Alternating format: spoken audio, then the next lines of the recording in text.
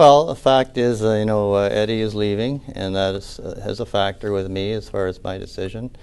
I'm preparing to run. Okay. And I'm updating my photo on the website, and I haven't made a final decision yet. The provincial election is on now, so probably everybody's going to come out of the woodwork after the provincial election. But why would you not let everybody know people are running? Like, I don't know. I know you don't want to start campaigning and everything, but the point is it fair to those people that are waiting in the wings, like who's running, who isn't running?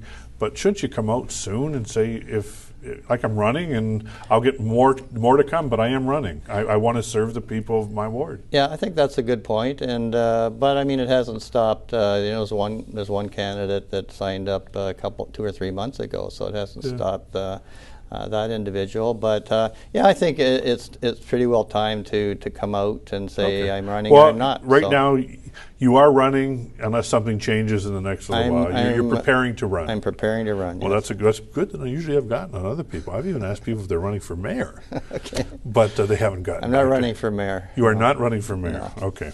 I was going to ask the mayor that too, but he's not on right now. Okay, so let's talk about Gino Conti. Yes. Gino Conti has been. Did you work with Gino at all? I mean, no, I was a reporter in the at the Windsor Star, or in a columnist when he was. Gino Conti has served our community for close to 40 years, and most of it been municipal politics. Yeah. And they gave him even a key to the city, which I thought was pretty cool. Yes. And Gino has been there and been through so many meetings. And as I said, I tweeted out on my Twitter, which you could follow me on Twitter, is at John__Fairley. On face-to-face, just like to plug in you like that. But I said, whenever we've done media, whether it's charity events or things at the college or at the market or whatever, it just seemed, or Bingo Land, whenever Gino showed up, you knew you had a media conference. It was just something special. And you know what? He showed up to almost everything, and I think that's why it's really has made a new mold that there's no one else that would already probably fit into it. He just loved his job, and he'd be working on stories at midnight or 1 in the morning, 2, 3 in the morning, and he had no clock. I think he was always on. Yeah, he's an institution and a big workhorse. I don't see him being replaced. But I will say, when he gave his little speech to council, a couple things he said were very interesting. What did you find? One was that, you better look at, he complimented administration, but then he said, you better look at the workforce. There's a lot of unhappy people here. And so I'd like to pursue that a little more. In fact, I haven't had a chance to talk to Gino since that evening. But if that's the case, is it just the usual griping, or is there some real institutional issue there, structural issue, that we should look at? And I think the next council is going to have to look at that. Okay.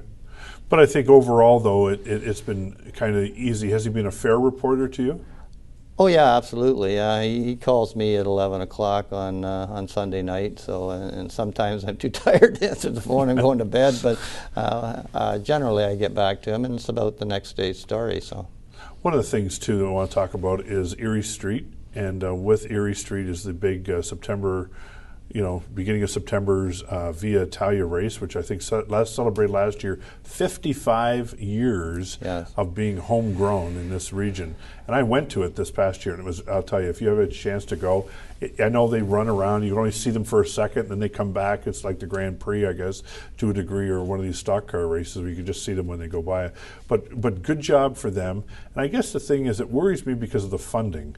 And I know that last year you had to put out something for $5,000 to help them pay for fencing and some guardrails or something. So what's the future of that? I mean, we seem to spend money on WrestleMania and all the stuff in Detroit and everything, and here's a 55 years festival, a race that brings in people and brings in, tourism, and then you're going for $5,000. Is there any more money coming to them this year? Well, they have to come and ask for it on bended knee like last time, and it's a real sore thumb with me, especially this Erie Street race. They're the kind of the Rodney Dangerfield of Windsor events. They don't get the respect.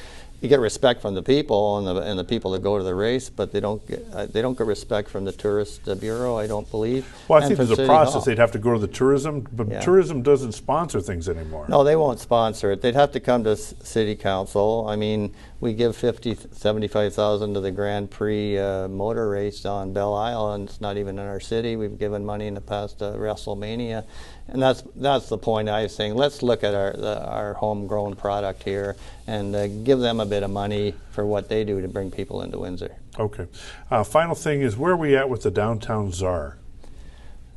The downtown czar. That the mayor was thinking of having one czar, you know, kind of a okay. downtown business czar. Yeah, the retail corporation. That's supposedly, I think the mayor mentioned just recently that that's going to be coming back in front of council. Okay. There was huge planning study done on it. I still don't understand exactly how it's going to work. I just hope it's, one of the things I said is, are we going to pay somebody else another $100,000, $150,000 to be the downtown czar when we have a BIA?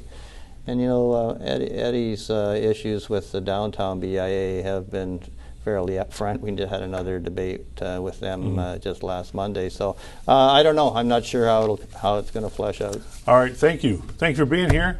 So I hope to see you again. Absolutely. You know, as a councillor. If not, then maybe in vetoes. In vetoes with meatballs. I'm a meatball. All right, thank you, Ward 4 councillor, and he is preparing to run. You got it here on Face to Face. We'll see you next time.